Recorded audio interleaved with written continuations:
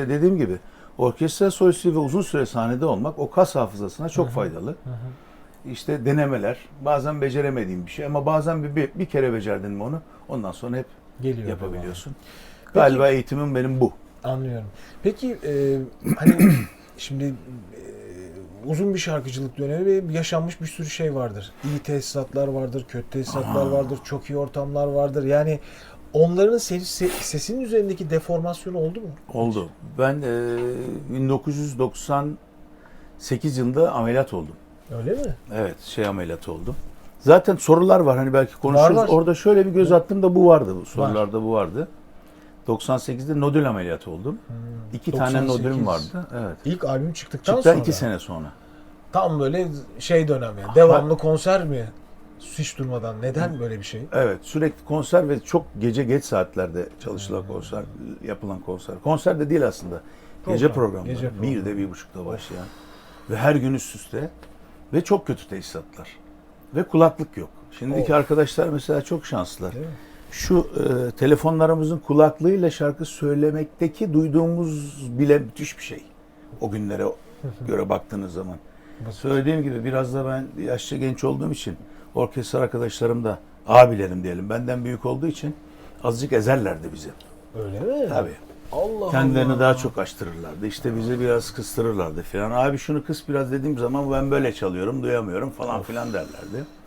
Bu eski nesil müzisyenler. Ben zaten yaşlanınca rahatladım biraz. Müzisyenlerin yaşı benden küçük olmaya başladı. Onlar bana abi demeye başlayınca ben artık sözümü geçirebilir hale geldim. Tabii meşhur olmuştum ve her şey çok yolunda gidiyordu ve en iyi orkestralarla çalışmak istiyordum.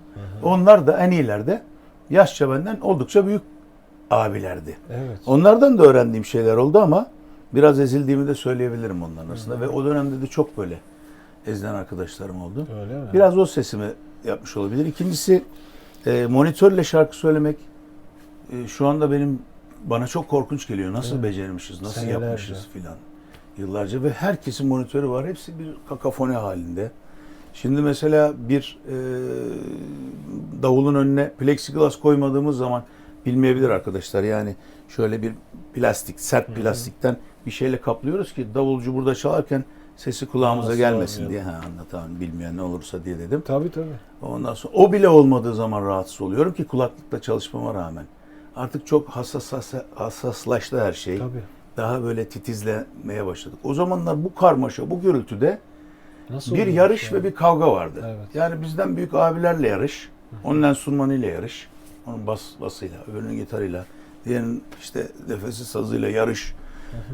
Çünkü adam seni dinlemeye gelmiş, senin sözlerini dinlemiş, Tabii. aşık olmuş, bir şey yapmış ve seni dinlemeye gelmiş. Arkadaki müzisyen diyor ki, yani diyor ki derken hani tavrı bunu söylüyor. Ya o daha dünkü çocuk, asıl müzisyen benim. Ben olmasam söyleyemez bile deyip yüksek çalıyor. Evet. Sen de gelene diyorsun ki ya benim için geldin, dur bak benim şarkım buydu. Bağıra bağıra En sonunda. 2 senede ben bittim. Sonra ameliyat oldum. İşte 3 ay, 2 ay falan. Şimdi daha çabuk bu ameliyatlar çözülüyor. Bir hafta falan konuşmuyorlar, yazarak konuşuyorlar falan, sonra yavaş yavaş geçiriyorlar. Mesela yine profesyonel arkadaşlarımdan biri yakın zamanda geçirdi. Çok çabuk döndü sahnelere. Ben bir ay hiç konuşmadım. Çıldıracak gibiydim. Yani yazmakla. Yazarak. 3 ay hiç sahneye falan çıkamadım. 3 aydan sonra tonları bayağı aşağı alarak yavaş yavaş Isıttınız. filan Çok zor çıkabildim. Ben o iyi döneminde 6 ayımı filan aldı bu ameliyat. Soru buydu galiba. Aynen. Cevabı da bu. Aynen. Daha sonra işte ton masterlerin düzelmesi, onların şeyleri tanıması, enstrümanları, aletleri, edevatları tanıması, yeni şeylerin yetişmesi ve bilhassa da sadece sizin okul değil. Bir tek İstanbul Teknik Üniversitesi vardı. Bir de Mimar Sinan. Doğru. İşte Bilgi Üniversitesi, başka üniversitelerin Gerçekten. filan Ankara'dan, Bilkent'ten oradaki çocukların Ses yetişmesiyle teknolojisi- evet. her şey değişti. Değişti. Onların sahnedeki çalmaları, terbiyesi, ondan sonra durdukları yer, ondan sonra enstrümanla solistin kavgası filan biraz sona erdi. Kavga aynen o diyor. Evet. Gitarcıyla Ondan sonra kavga. rahatladık yani. Evet. Sonra sesim biraz kendini buldu. Şimdi sahne, kulaklık da çok önemli. Şimdi sahneden indikten sonra Diyorlar ki mesela son 3 senedir abi hiç bağırmıyorsun diyorlar. Ben sahneye indikten sonra bağırıyormuşum konuşurken. Eskiden mi oldu? Evet yani 4-5 sene evvel falan bile öyle. Bağıra bağıra devam. İniyor, şimdi kulağım şişmiş ya. Tabii. Ben seni duyamadığım için sen de beni duyamadın zannedip Of. başlıyorum bağırmaya. Şimdi iniyormuşum mesela sahneden. İniyorum daha doğrusu kendim de farkındayım. Normal böyle konuşuyorum falan. Çünkü kendini öyle duyuyorsun. bir Artık tek duymaya konuşmaya. başladık. Zor ya. Evet. Gerçekten zor yani. O dönemlerde benzer şeyler yaşayanların da olduğunu söylüyorsun zaten Çok. yani. Çok fazla. Bir sürü kişi aynı şeyi Yani benim yaşıyor. jenerasyon var ya Hı hı. işte 68 ile 78 diyelim. Hı hı. Mesela aslında sen de giriyorsun Ben de diye. giriyorum. O 10 yıl. Tabii tabii. O oradaki şeyler çıkan solistler, Mutlaka bir... şarkıcılar, albüm yapanların filan genel sorunu bu. Hı hı. Bunu Tamam. kime sorsan aşağı yukarı aynı şeyi söyleyeceklerdi. İlk yıllarda kötüydü, şimdi iyi diyeceklerdir. Arkadaşların probleminden bahsediyordum. Bir şarkıcıyı taklit ederek yola çıkıyorlar. Hepsinde genelde bu vardır. Evet. Ben de öyle yola Ben çıkıyorum. de. Ben de seni Ben de. taklit ederek yola çıkıyorum. Sen kimleri taklit ediyordun? Veya kimleri dinliyordun? Ya ben Mark Knopfler gibi şarkı söylemeyi çok istemiştim. Böyle hırıltılı. Ama sesim tertemizdi. Ne zaman böyle olacak diye böyle bağıra bağıra sesimi biraz kısmıştım. Sonra işte Nicholas Reyes değil mi adı? Reyes diye dokunuyor olabilir. Gypsy Kings'in solistini çok sevdim. Sonra Bryan Adams'ı çok sevdim. Hepsi kirli vokaller Ha, ya. kirli evet onları seviyorum demek ki. Oradan da biraz bu taklit. Işır ışır şarkı söylüyorlardı hep onlar. Demek Bunlar. Sonra Kayahan tabii. Çok önemli benim için. Bestecilik anlamında, şarkı sözleri anlamında da. Hep kirli vokaller, kirli sesler, sıtmalı sesler derler sıkmalı sesler. filan. Bunlar var. Bir de tabii çok önemli, bunlarla alakasız belki ama şeyi çok severdim ben. Klaus Meine'yi, Scorpions'ın solistini. Onun da şu anlamda etkisi oldu bana. Hep kendine vokal yapar o. Albümlerinde kendi kendine Tiers'leri vokalini yap. kendi Tiers'leri hep kendi yapar. Ve Tiers'leri o kadar duygusaldır ki şarkının normal tonuna yerine ben Tiers'lerini özellikle dinlerim. O da bana çok daha duygusal gelirdi. O çalardım. Sonra ben de albümlerimde hep Tiers'lerimi hep kendim yapmışımdır. Çok severim. Hatta Tom Meister'lerle şey yapanlarla, mix yapanlarla, arkadaşlarla çok kavga ederiz bu konuda. Neden? Tiers'lerimi hep açtırmaya çalışırım.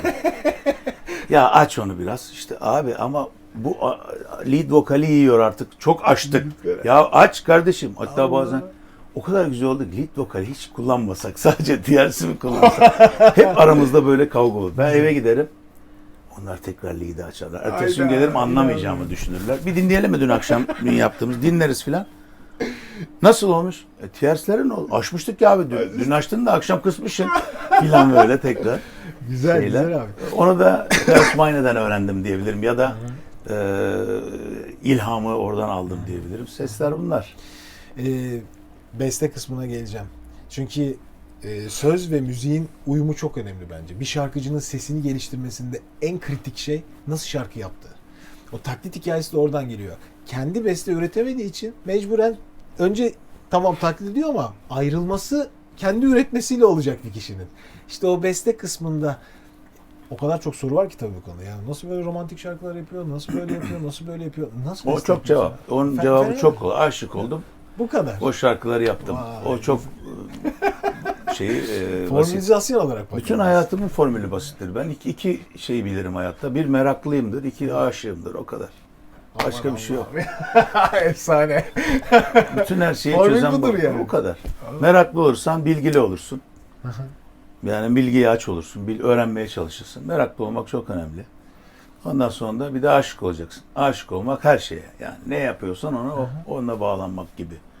Bu formülüm var. Bir de şarkı yapma aslında şu. Şimdi gitar çalıyorsun. Diyelim Beatles çalıyorsun. O zamanlar da çok fazla böyle netten filan bulamıyorsun akorları, Tabii. çalacağın şeyleri. Kendin bulmaya çalışıyorsun ya da bir yerden buluyorsun filan. Çalmaya çalışıyorsun, beceremiyorsun. Böyle hiç görmediğin, bilmediğin akorlar filan var. Doğru. Basamıyorsun ya da basıyorsun, tutturamıyorsun söylemeyi. Bununla ilgili Bono'nun sözü var, onunla bağlayarak söyleyeyim. U2'nun solisti. Diyor ki hep çaldık başkalarının şarkılarını. Baktık kötü çalıyoruz. Kendi şarkılarımızı yaptık. Bu da Benimki güzel. de aynen öyle. Harikaymış. Ben ya. çalmaya çalıştım başkalarının şarkılarını. Baktım beceremiyorum. Kendi şarkılarımı yapayım dedim. Hep öyle, tamamen böyle başladı. Allah Allah. Daha sonra anlamaya başladım ne olduğunu. Ben besteci değilim, şarkı yazarıyım. Öyle demek lazım. Hani oturup şiir yazıyoruz. Oturup bir öykü yazıyoruz. Bir hikayemiz var, onu anlatmaya çalışıyoruz. Ben onları şarkılarla anlatmaya çalıştım. O da neyle oldu? Aşkla oldu. Aşık oldum. Olduğum aşkı anlatmaya çalıştım şarkılarda. Sonra onun içine kendi hayatımdan da bir sürü şeyler koydum. Bazen bugün bile çok zaman önce yaptığım bir şarkıda yazdığım bir sözün aslında niye yazdığımız bugün bile anladığım oluyor. Burada böyle bir şey vardı. Evet, bunu Allah. dinlemiştik. Bundan bu geldi. Demek ki bunu bu yüzden yazmışım dediğim hala oluyor. Yani hayatımdan çok fazla şey var Anlıyorum. şarkılarında. Çok duygusal bir motivasyon var yani bu işi yaptıran. Bazılarında çok teknik motivasyonlar vardır. Yok, Yani teknik oturalım, motivasyon beste yok. yapalım, nasıl bir şey O yüzden yapacak şimdi yapamıyorum zaten.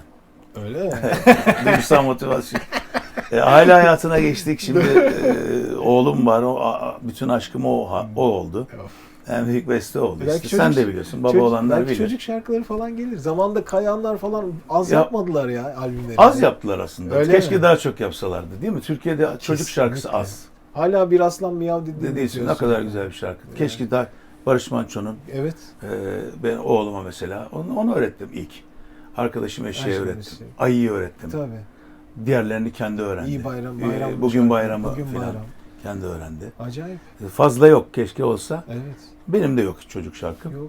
Ama motivasyonum gerçekten tamamen duygusal, duygu üzerinedir ve şiirseldir. Yani çok fazla şiir okudum. Sonra o okuduklarım herhalde şarkıların içerisinde de biraz da yansıdı yani. Şiir okumayı çok seviyorum. Evet, mesela benim o albümlerimdeki şarkılarımı genelde ilk çıktığım zamanlarda, hatta yaparken prodüktörüm bile çok kesmeye çalıştı. Aa, Bu kadar çok lafı anlamazlar dediler sözler mesela. Anlamazlar. daha basit.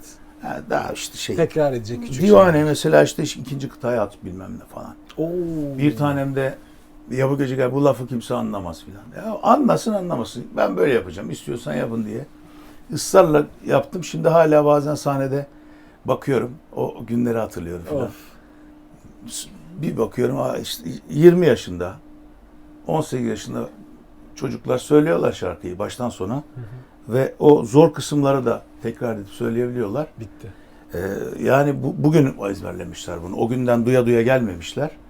İşte bugünkü çocuklar ya insanlar da bunu söyleyebiliyorsa demek ki uzun zamana hem şey olmuş, hem de bir lafın kısa olması bilmem nesi falan çok önemli değil.